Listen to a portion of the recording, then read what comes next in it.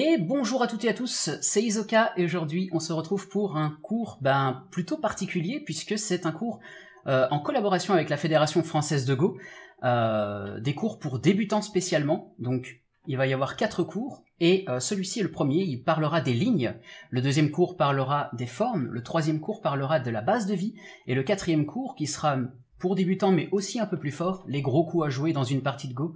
Donc bonjour et bienvenue à tous ceux qui découvrent un petit peu la chaîne Twitch mais aussi la chaîne YouTube de la Fédération Française de Go, puisque ces 4 cours vont être sur la chaîne YouTube de la Fédération Française de Go, donc bienvenue à vous.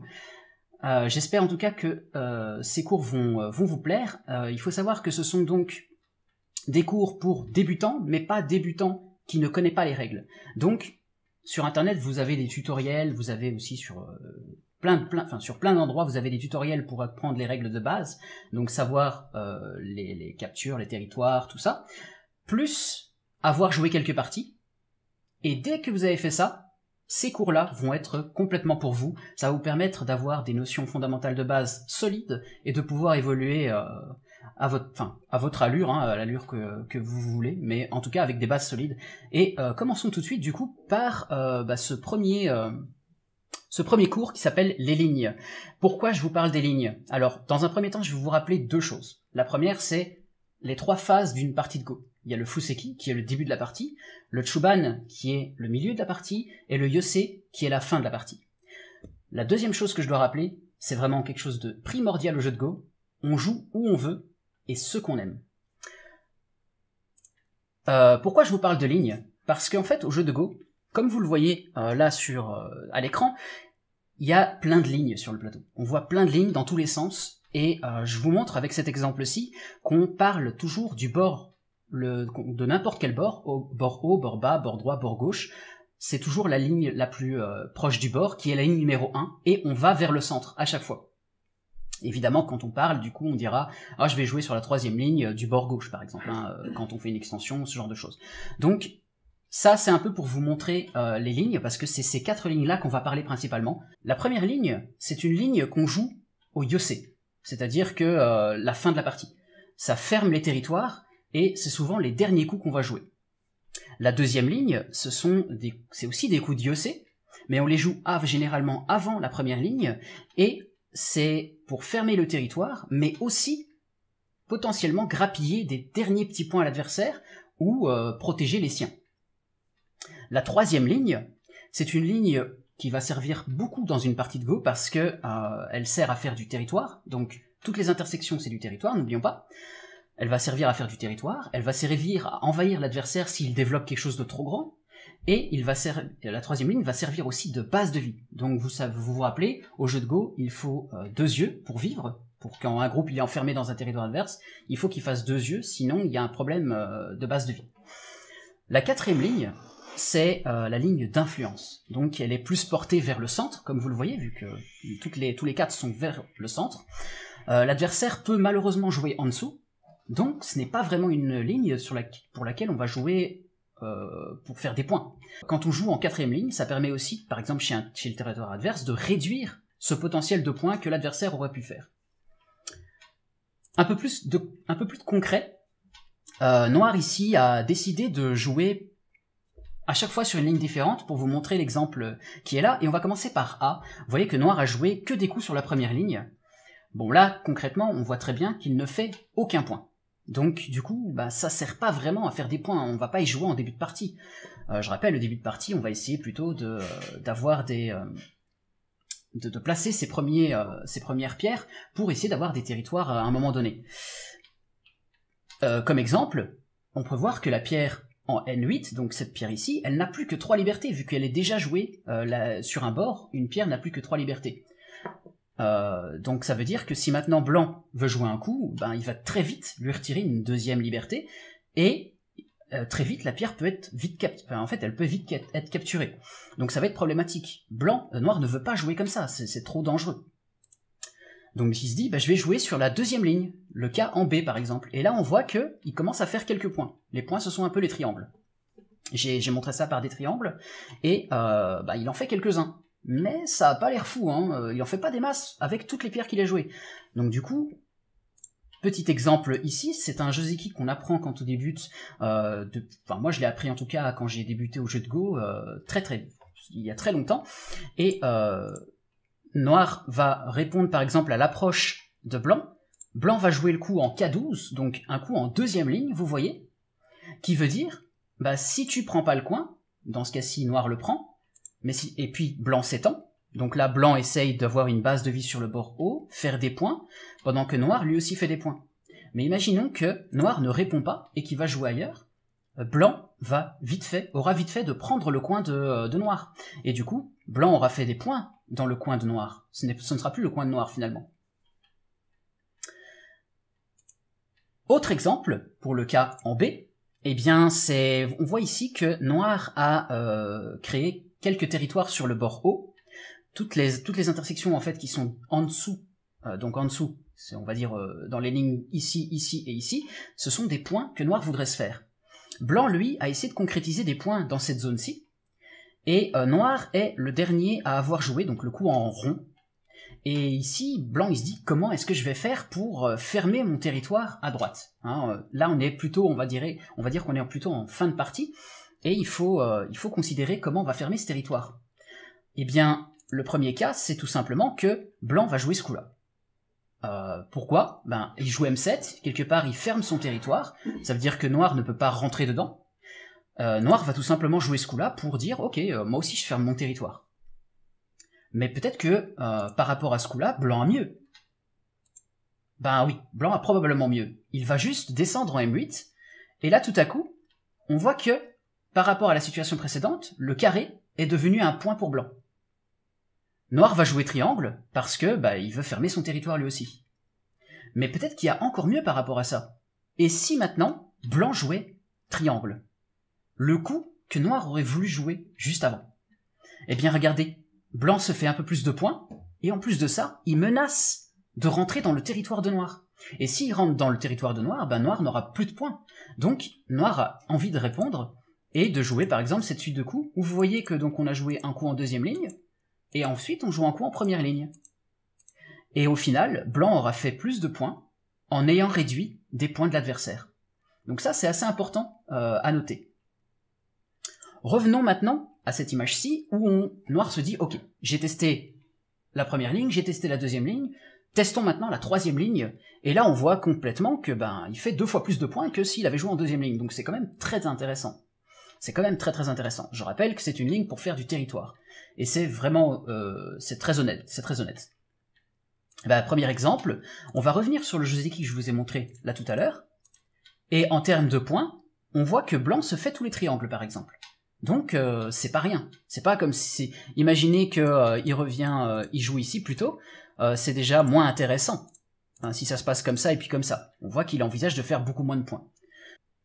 Autre exemple de cette position, on va dire que Blanc envahit un territoire où Noir a déjà quelques pierres, donc il fait des points, on est d'accord, et Noir ici se dit, je vais essayer de réduire la base de vie de l'adversaire. Donc la base de vie, je rappelle, c'est un endroit où on pourrait potentiellement faire 2 yeux. Les 2 yeux, c'est donc un espace pour faire 2 yeux.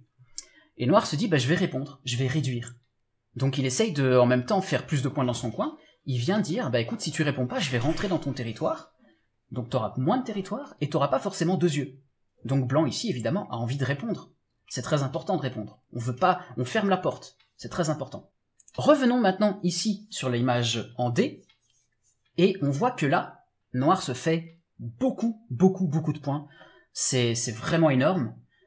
Sauf que ce sont des coups en 4ème ligne. Et la 4ème ligne, je rappelle, c'était plus pour l'influence. Donc les pierres, on voit qu'elles sont plus portées vers le centre. Et il y a beaucoup d'espace en dessous. Peut-être que Blanc peut vivre dedans, peut jouer en dessous et enlever tous les points. Premier exemple, on voit que Blanc a joué le rond en dernier, donc il veut envisager par exemple de faire des points à droite. Noir ici avait déjà le coup en triangle, et Noir va être très content de jouer par exemple en dessous de la pierre en K6, parce que maintenant Noir va réduire les points que Blanc aurait voulu se faire. Autre exemple, c'est pareil, Blanc essaye d'aller dans une zone où il y a plus de pierres noires, et le problème c'est que ici c'est plus considéré comme une réduction et non une invasion. Une invasion, c'est en 3ème ligne. Là, c'est une réduction parce que Le problème des pierres blanches ici, c'est quand elles sont assez hautes, elles sont en 4e ligne, ça veut dire que noir peut très bien jouer en dessous et réduire la base de vie du groupe de du groupe de blanc, pardon. Et du coup, blanc maintenant il faut qu'il fasse 2 yeux. Et en attendant, noir a fait beaucoup de points des deux côtés. Du coup, continuons maintenant avec la suite de ce petit cours théorique. Un bref rappel, encore une fois. On sait que au jeu de Go, on va principalement jouer sur les coins, puis sur les bords et puis sur le centre. Pourquoi? Parce que par exemple, tout simplement, si vous voyez la zone en A, noir fait 4 points avec 4 pierres. En B, noir fait 4 points avec 6 pierres. Et en C, noir fait 4 points avec 8 pierres. Donc, clairement, on fait plus facilement des points dans les coins, puis sur les bords, et puis vers le centre. Ceci étant dit, on continue à montrer un exemple, enfin je continue à vous montrer un exemple de l'utilité des lignes. Noir décide de jouer sur la première ligne, et là tout à coup, il joue dans le coin. Mais là le problème c'est que il n'a plus que 2 libertés. Et ça veut dire quoi? Ça veut dire que si maintenant blanc veut capturer, c'est très facile. Donc déjà, noir ici ne voudra pas jouer en première ligne. Regardons le deuxième exemple, où il décide de jouer en 2e ligne. Il fait quelques points en plus, ça c'est sûr, mais c'est très petit. Blanc aura facilement fait de jouer par exemple en rond, pour aplatir, pour rendre noir tout petit, et du coup noir va devoir faire quelques points, mais surtout il devra penser à faire 2 yeux, parce que il y a tellement peu d'espace que noir c'est très risqué en fait pour noir, alors que blanc lui développe un mur par exemple très intéressant vers le reste du plateau. Vient maintenant le coup en 3e ligne, le San-San. C'est un coup très important au jeu de Go, parce que ça fait des points. Et on vient de voir que blanc ne voudra pas jouer en M12, parce que c'est pas intéressant et c'est risqué même. Donc on peut dire que ce sont des points à noir pour l'instant, donc c'est très intéressant. Et vient la 4e ligne, le coup en Oshi. C'est, comme je l'ai dit, un coup qui développe beaucoup de points, sauf qu'évidemment, blanc a la possibilité de jouer dedans. Comme on vient de le voir, c'est une invasion San-San, et le problème c'est que blanc aura vite fait de faire une base de vie, donc dans le coin il va s'étendre le plus possible pour faire des points mais aussi 2 yeux, s'assurer d'avoir 2 yeux. En échange, il va donner un mur à noir sur le reste du plateau et sur le bord haut surtout. Donc on appelle cette situation Joseki, donc équilibrée pour les 2 joueurs, mais bien sûr, en échange donc des points en triangle que blanc a obtenus, noir, lui, va pouvoir se renforcer énormément sur le reste du plateau. En tout cas sur le bord haut ici, vous voyez que tous les carrés ce sont des points sûrs que noir a, et il pourra encore s'en faire un peu plus par ici par exemple, vers le centre. Pour conclure un petit peu ce premier cours théorique sur les lignes, il faut surtout se rappeler que aucun coup n'est mauvais au jeu de Go.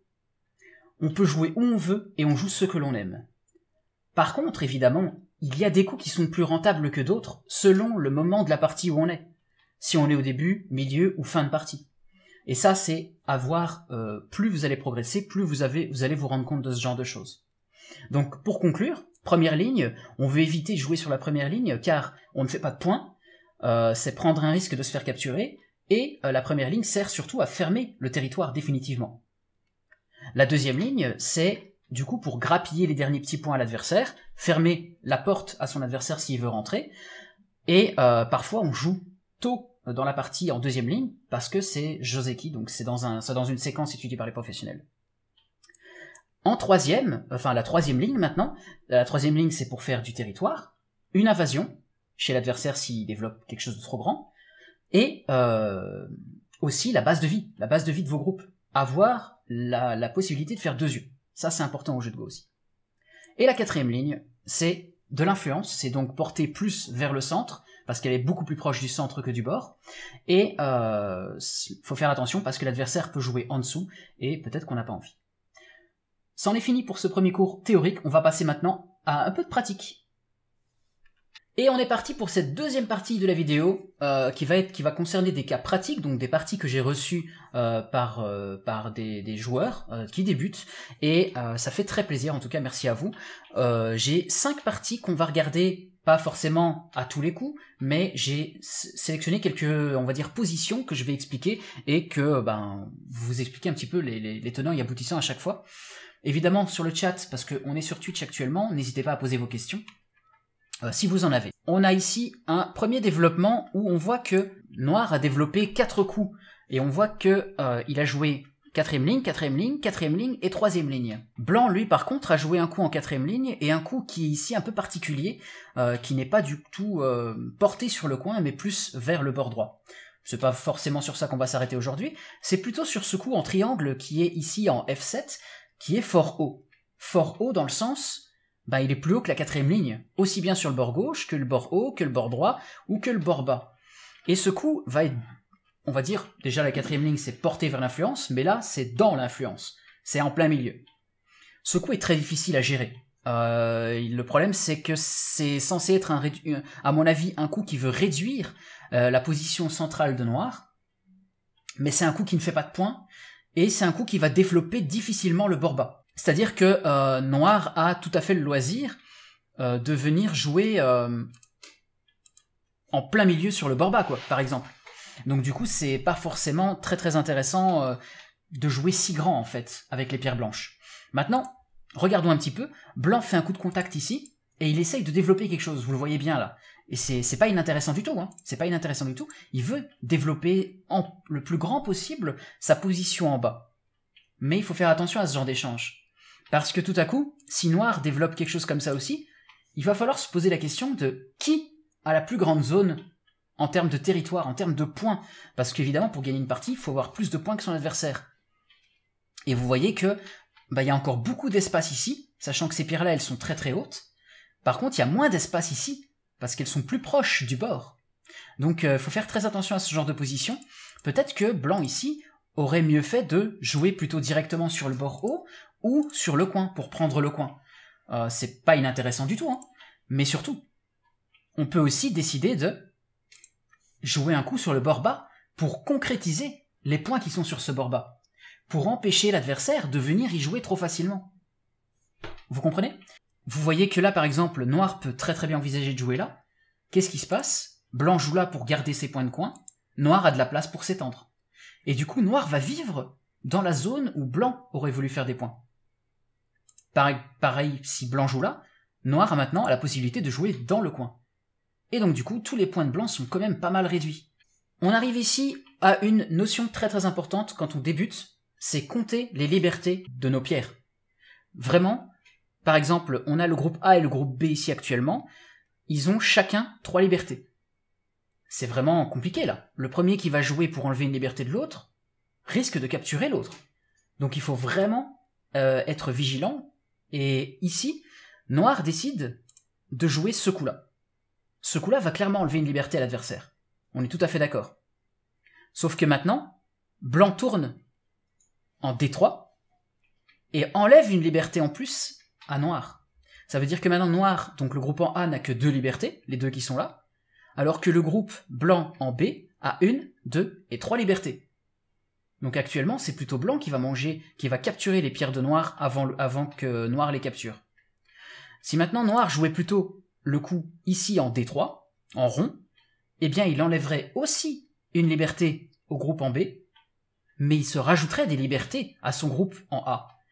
Donc, on va plutôt envisager ce genre de raisonnement. Comment j'agrandis mon nombre de libertés en réduisant celui de l'adversaire. Et ça va vous aider, du coup, à vraiment comprendre et comment capturer votre adversaire avant qu'il ne vous capture. La deuxième partie, c'est vraiment... Ce que j'ai bien aimé, en fait, c'est qu'il y avait beaucoup de fois les mêmes raisonnements en début de partie. Vous allez voir. Ici, par exemple, on voit que Blanc a joué A et B, et Noir a joué pas mal de coups sur le bord droit. Alors j'ai mis tous les triangles que vous voyez là, c'est un peu les points que Noir va faire dans cette partie. Pourtant, vous voyez, il a quand même 2 coups en 4ème ligne, ici et ici. Mais vu que les pierres, il a beaucoup de soldats, je parle de soldats parce que c'est quand même un jeu de guerre, il a beaucoup de soldats de ce côté-là, ça va réellement créer du territoire. Mais ce qu'on peut surtout noter, c'est A et B. A qui est un coup en 4ème ligne, et B qui est un coup en 3ème ligne. Si on remarque la partie précédente, on voit ici que Noir a un coup en 4ème ligne, et noir a un coup en troisième ligne. Et ce que je veux surtout vous dire, c'est que par exemple, noir voit une pierre en D4 qui est en quatrième ligne, donc il veut bloquer l'avancée de blanc, et il voit une pierre en L5 qui est en troisième ligne, donc il veut bloquer l'avancée de blanc. Et bien là c'est pareil, on a le même raisonnement qui est ici, on a A qui bloque l'avancée de noir sur la quatrième ligne, et B qui bloque l'avancée de noir sur la troisième ligne. Pourquoi pas? C'est un raisonnement qui me semble tout à fait logique, on veut l'empêcher d'avancer plus que ça, et donc du coup, c'est un développement normal. Par contre, vous voyez que noir a quand même mis pas mal de coups sur le bord droit, alors que blanc, lui, essaye de développer de plus grandes zones. Et ça peut être... il faut faire attention à ça, on ne veut pas forcément jouer toujours au même endroit, parce que vous allez certes avoir des points, hein, c'est sûr, mais si maintenant blanc arrive à faire tout ça comme point, définitivement il gagnera la partie. C'est difficile d'avoir plus de points si on ne considère que ça comme territoire. Donc il faut absolument envisager d'aller jouer aussi chez lui. Noir va envahir le coin de l'adversaire. Une invasion au san-san comme on appelle ça, et il va faire des points en plus. Donc il a déjà fait plein de points par là, maintenant il va faire des points par ici, mais attention, quand on envahit le coin, en contrepartie, on va donner à blanc une construction solide vers l'extérieur du plateau, enfin vers le centre du plateau, mais surtout aussi vers le côté gauche ici dans ce cas-ci. Donc, est-ce qu'il fallait envahir au san-san ou pas? C'est toujours une question qu'il faut se poser à un moment donné. Maintenant, ça fait des points, donc il y en a qui apprécient énormément, mais ça peut être risqué si maintenant blanc développe tout ça, ça peut faire très très gros. Passons maintenant au troisième cas pratique. Vous remarquez que noir joue les deux pierres en carré. Ce sont deux coups en troisième ligne, qui veut développer des points sur le bord haut et des points sur le bord gauche. Et c'est une extension à chaque fois des pierres en quatrième ligne. C'est très intéressant. Blanc, lui, va jouer F3 pour s'approcher et développer des points sur le bord bas. Vous voyez, il joue en troisième ligne. Et noir attaque. Donc là, c'est du combat. C'est toujours compliqué quand on débute, mais il faut pas en avoir peur. Alors, il faut essayer. Parfois, on va se tromper et on va perdre, mais c'est pas grave parce qu'on apprend. Même à n'importe quel niveau, sachez qu'on apprend au jeu de Go. C'est un entraînement, une étude continuelle. À chaque partie, on apprend des choses et c'est ça qui est bien. Idéalement, quand il joue ce coup-là, c'est pour séparer la pierre en F3 de la pierre en K4. Mais quand il joue le coup en H5, blanc peut simplement jouer en dessous et noir ne peut jamais couper. Parce que s'il essaye de séparer les pierres, blanc va pouvoir capturer. Donc ça ne marche pas des masses. Le problème, c'est parce qu'il a joué H5. S'il avait joué H4, blanc ne peut plus connecter ses pierres. Si maintenant il essaie de connecter par en dessous, maintenant que noir est solide, noir peut envisager le coup en G2. Blanc ne peut pas couper, sinon la pierre elle est capturée. Donc blanc est obligé de reculer pour connecter, et noir connecte. Et la pierre en F3, elle est toujours séparée, et regardez, tout ça c'est une zone de points que noir pourrait se faire en plus. Donc c'est très intéressant. Donc attention, quand on a une idée de vouloir séparer un adversaire, eh bien on essaye de le séparer, on essaye de toujours le garder séparé jusqu'au moment où il est vivant. Hein. Évidemment, c'est difficile de tuer un groupe, ce n'est pas forcément le plus simple. Maintenant ici, blanc joue le coup là, mais regardez, noir arrive à séparer la pierre qui est là. Ensuite, on voit que là, noir commence à développer quelque chose dans cette zone-là. Hein. Il a de plus en plus de pierres dans cette zone centrale. Généralement, envisager de développer le centre, c'est toujours un peu compliqué, parce que on arrive... disons que c'est grand ouvert, c'est-à-dire que blanc peut facilement venir jouer en plein milieu, et finalement, la zone centrale est très très réduite. Parce que on fait pas des masses de points au centre, hein. On rappelle, c'est coin, bord, centre. C'est plus facile comme ça. Évidemment, on peut très très bien commencer par le jouer en plein milieu et se démerder après.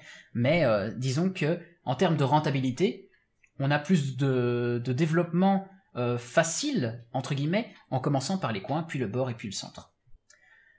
Nous en avons fini avec ce premier cours FFG sur les lignes. J'espère en tout cas que ça vous a plu. N'hésitez pas à laisser un commentaire si vous avez une question ou un avis à donner. Et je vous dis à la prochaine pour le cours sur les formes. À bientôt.